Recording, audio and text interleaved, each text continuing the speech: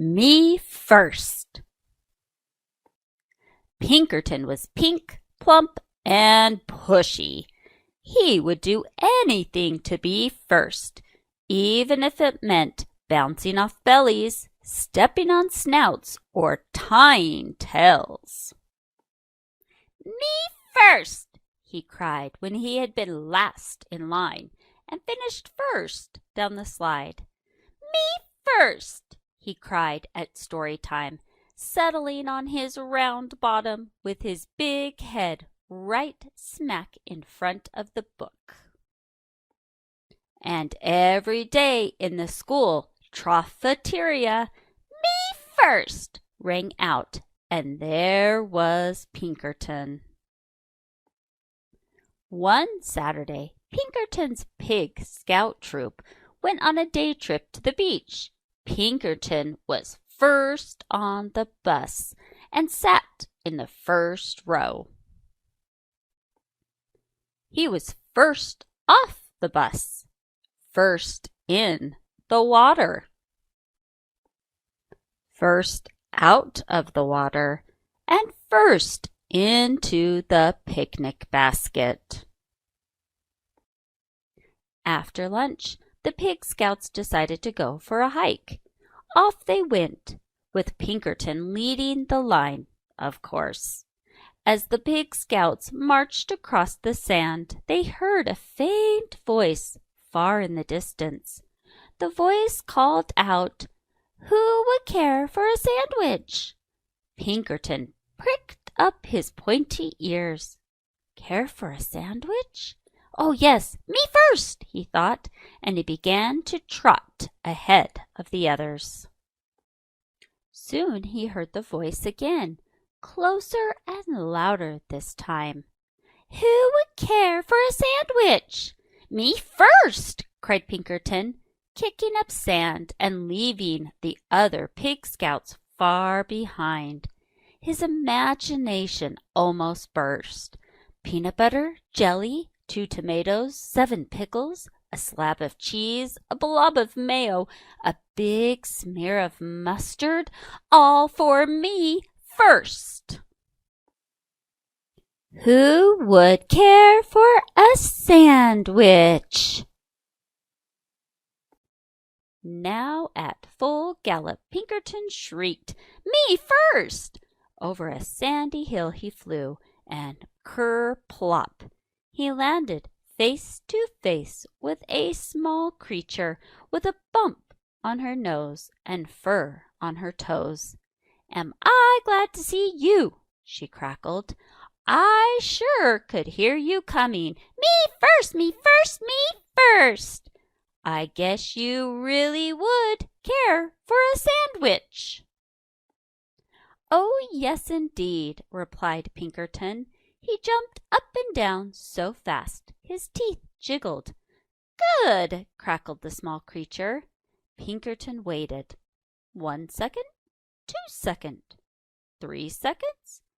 Well, he asked. Well, what? Replied the small creature. The sandwich, begged Pinkerton. Where's the sandwich? The small creature curtsied. You're looking at her, she went on. I am a sandwich, and I live in the sand, and you said you would care for a sandwich, so here I am. Care for me. All Pinkerton could say was, But I... Taking no notice, the sandwich continued. You said, me first. You wanted to be the first to care for me. Well, congratulations. Now just come along to my sand castle. Grabbing Pinkerton firmly by the sleeve, she led him around a few bends. Before he could say, But I, again, the gate to her castle closed. All right, my pink, plump, and pushy one. Now you care for me. You may have the honor of being the first to powder my nose and comb my toes. Seeing no way out, Pinkerton powdered her nose and combed her toes. "Next," she crowed, "you may be the first to put my supper in a bucket and feed me with a shovel." Pinkerton looked around. He had no choice.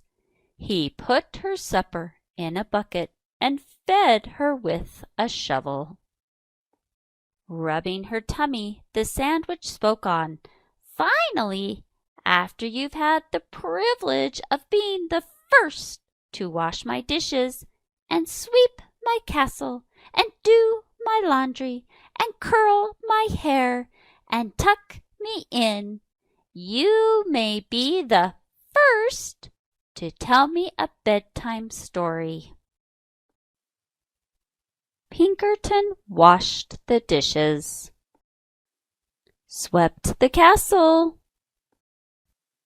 did the laundry, curled the sandwich's hair, and tucked her in. The sandwich stretched and yawned loudly. "Now the story! I need my story!" Pinkerton was so tired he could barely speak. I don't know any stories," he whimpered. "Then how about making up something? Oh, how about something concerning a pushy pig who always wanted to be first?" Pinkerton sighed and began. "Once upon a time there lived a pig who always wanted to be first, until one day he met a wise sandwich." "Wise and beautiful," cut in the sandwich. "A wise and beautiful sandwich who showed him that first was not always best."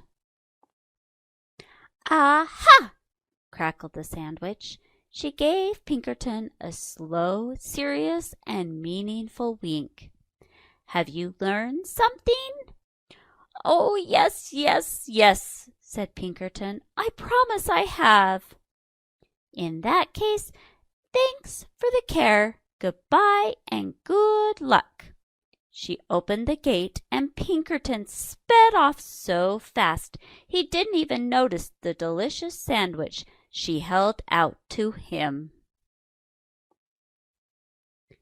He was just in time to catch the bus. On he scooted, pink, plump, and glad to be last. Thanks for listening. I'm Mrs. Wilsey, and we'll see you later. Please remember to hit share, like, and subscribe.